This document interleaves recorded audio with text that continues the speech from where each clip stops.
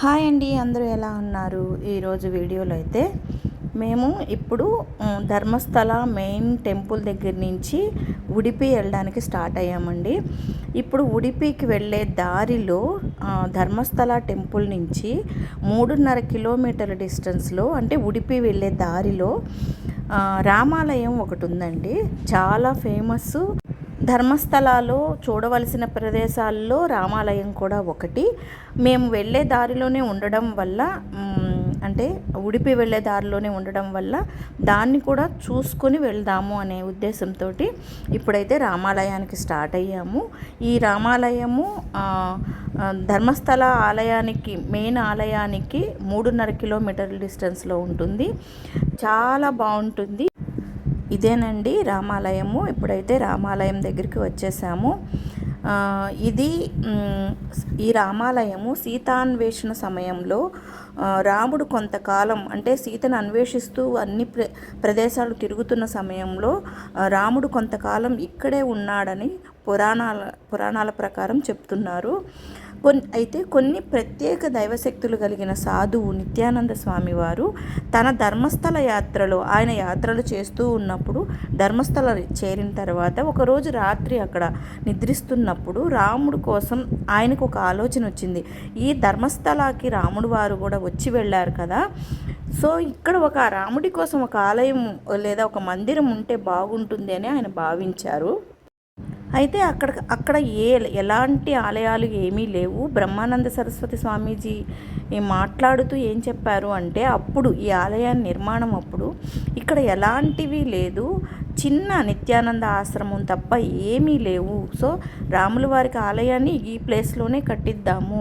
ఆయన నిత్యానంద స్వామి ఏదైతే అనుకున్నారో ఇక్కడ కట్టించాలి అనేసి, అక్కడ ఏం లేదు, ఆలయం ఏమీ లేదు కాబట్టి ఆశ్రమం తప్ప ఏమీ లేదు, మనం ఒక ఆలయాన్ని నిర్మిద్దాము అనేసి 1978లో బెంగళూరుకు చెందిన శ్రీ బాలశివయోగి మహారాజు రామ మందిరానికి పునాది రాయి వేశారనమాట. తర్వాత శ్రీ ఆత్మానంద సరస్వతి స్వామీజీ 2 ఎకరాల భూమిలో రామ మందిర నిర్మాణం అయితే జరిగింది. చూశారు కదా దూరం నుంచి ఎంత బాగుందో ఆలయ నిర్మాణం కానీ, శిల్పాలు కానీ చెక్కినట్టు చాలా చక్కగా చేశారనమాట.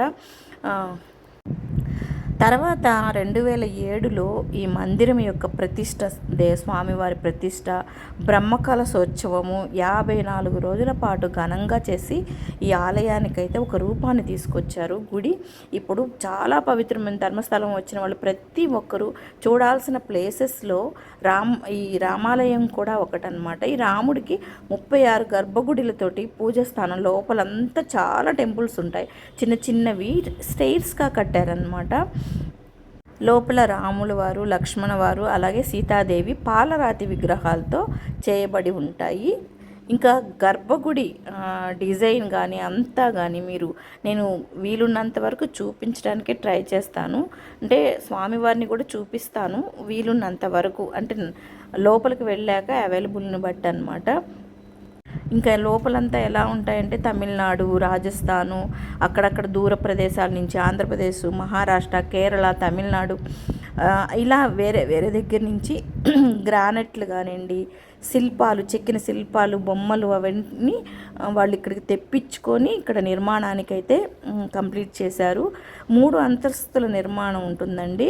గ్రౌండ్ ఫ్లోరు మరియు భజనల కోసం ఒక ఫ్లోరు, అలాగే స్వామివారి గర్భగుడి 3వ అంతస్తులో ఉంటుంది. ఇక్కడ రాముల వారితో పాటు హనుమంతుడు, నవదుర్గ అంటే 9 దుర్గాదేవి అవతారాల రూపాలు ఉంటాయి. అలాగే నవగ్రహాలు, వాళ్ళ కుజుడు, గురుడు, సూర్యుడు, ఇలా అన్నిటికీ ఒక్కొక్క ఆలయంలాగా చిన్న చిన్న ఆలయాలు ఉంటాయి. నేను అన్నిటినీ చూపించలేకపోయినా నవదుర్గ ఆలయాల్లో కొన్ని చూపించాను, ఇవి కూడా కొన్ని చూపించాను అన్నమాట. అలాగే 2007లో నిర్మించిన 3 రథాలు, స్వామివారికి రథాలు ఉన్నాయి, నేను అవి కూడా చూపించాను. అంటే అక్కడ ఇప్పుడు ఉన్న వరకు నేను చూపించాను. శ్రీరాముని కోసం 72 అడుగుల ఎత్తైన బ్రహ్మరథం చెక్కారు. అలాగే 36 అడుగుల ఎత్తు కలిగిన మరో రథం కూడా ఉంది. అది హనుమంతుడి కోసం అంకితం చేయబడింది. ఇక్కడ వెండి రథం కూడా ఉందంటండి, 18 అడుగుల వెండి రథం. నేను దాన్ని, మనకైతే అది కనపడలేదు, నేను